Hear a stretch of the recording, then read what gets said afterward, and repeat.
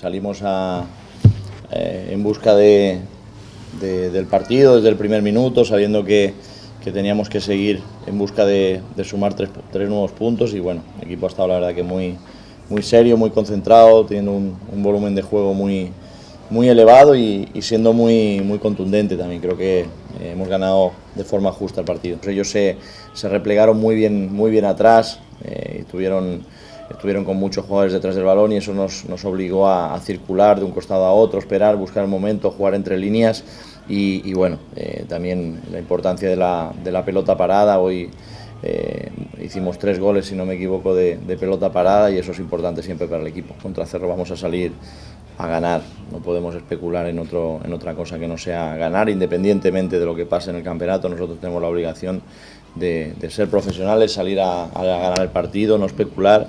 Así que sabemos que en 2 fechas nos enfrentamos a ellos y haremos lo que hemos hecho siempre como equipo, intentar, con mucho respeto hacia el rival, pero intentar siempre salir a la cancha en busca de los 3 puntos.